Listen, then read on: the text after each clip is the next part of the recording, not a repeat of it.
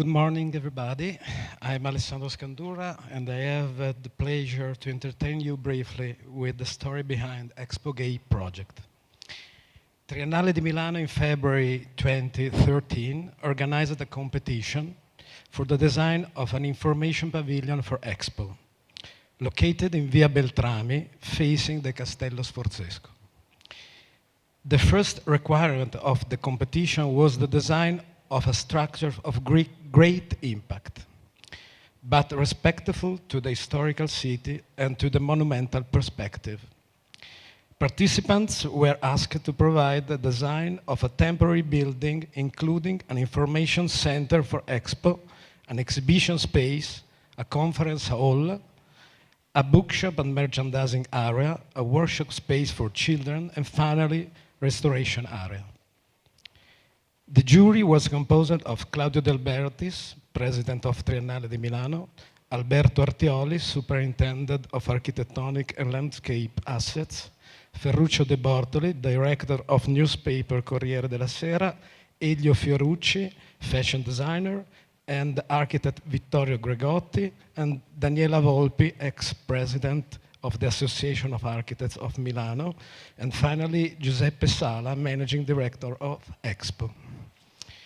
I think the motivation of the choice of my solution was based on the fact that the proposal was a project, an exemplar project, and not an object, only an object. A singular response to the competition requirements, an iconic building in relation with the monumentality of the area and creating continuity with the public spaces of the city. I would like to start the description of the building and its design process by showing the street as it was before the intervention. A chaotic space used as a parking for taxis and buses. These images show the castle and its evolution.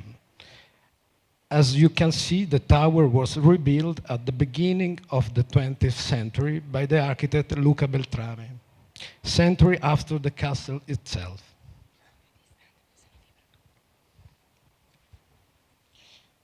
Luca Beltrami didn't have clear evidence of how was the original tower. He proposed an impressive one-by-one scale wooden shape to better understand its impact on the city. In 1905, the tower was built. The starting point of the design process is the city. The building wants to confirm the axial system of public spaces, starting from the Duomo, through the Loggia dei Mercanti, Palazzo della Ragione, and Via Dante, leading towards the Arco della Pace along the direction of the Sempione Way. This is the monumental structure of the historical center of Milano.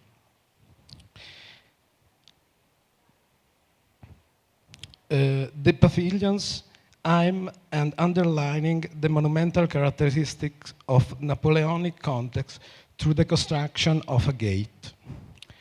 Architect in the 19th century, Antolini already thought about this space in his proposal for the renovation of Castello Sforzesco area. My solution reflects Antolini concepts, as the pavilions are framing the castle, as the tool both on ancient gates, becoming thus a physical and digital access to Expo.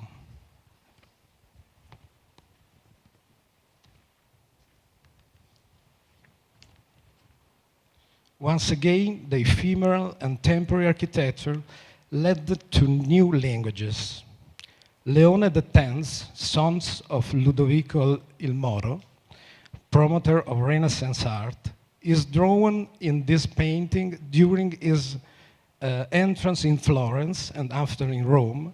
This painting is made by Giorgio Vasari. Like Roman emperor, in a triumphal parade set with ephemeral architectures. Also, when Cardinale Niccolò Ridolfi, Bishop of Vicenza, made his entrance in the city, The path he followed was sprinkled by Palladian and Trissino constructions made by wood and plaster, in which we can already see the seeds of the new language Palladio would spread. The castle area traditionally has a vocation for temporary architecture. I'm talking about two universal expositions in 1894 and 1906, and various triennale, in particular in the 1933, which used the park and its surroundings as an exhibition field. In this area, most of the 20th century movements and languages found the fertile ground from which they developed.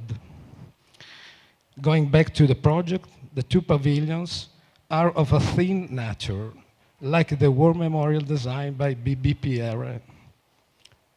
They recall the buttress of the Duomo, of the gashes of the big fountain located at the castle gate. But they are not only references, but inspired the design of Expo-gate. Here you can see a selection of resonance images. I did not design an object, but a piece of the city and for the city, a public square and two pavilions. The square is a reconfigurable void to host open air and indoor events, stage settings, exhibitions. In regard to that, I would like to quote a phrase by Fernand Léger, which I consider particularly important when I design architecture. Life controls everything. The plans of arenas and circuses are not indeed an invention of a brilliant architect. It is simply an architectonic application of an event observed from the street. Two men wrangle over, the others form a circle around them, and behind, others climb over something to see from on high. The square and the two pavilions are a stage for everyday life. Expo-gate is a stage as the structure itself is conceived to support the theater theme. Functioning as a frameworks, the buildings become a backstage to equip the square with the needed support. These are the pictures of the building. The pavilions were designed in 120 days and built in 150 days. The building is donating us a lot of surprises and is well reacting to people and the city. It is a propeller machine used in extremely various and even unexpected ways. The pavilions found wide a contradictory reaction on the web. Here you can see a selection.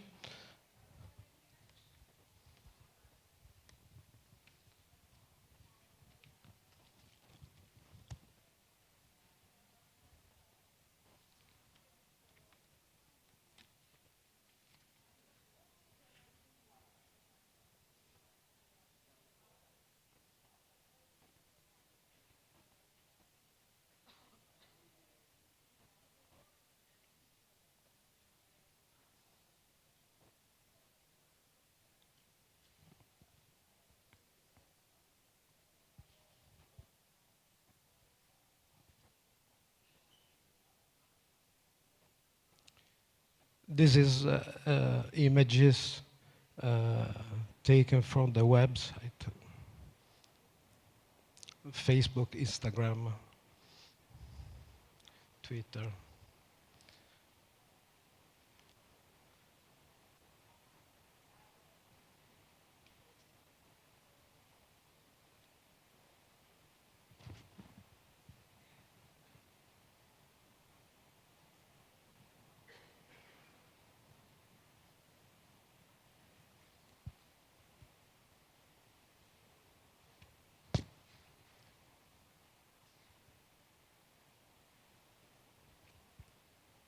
Finally, I want to show you a little video we prepared to dialogue with the citizen of Milano.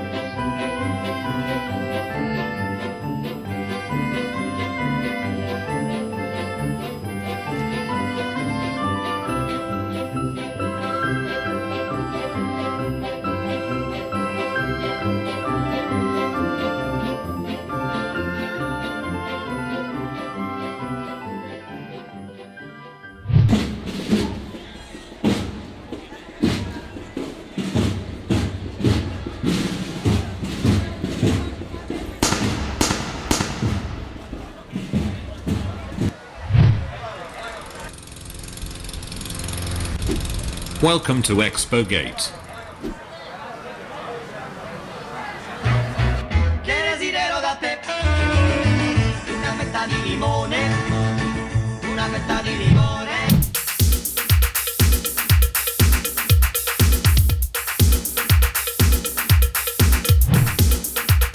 O meu ganza faz tica-tica-bum-tica pra eu cantar o tica-tica-bum-tica.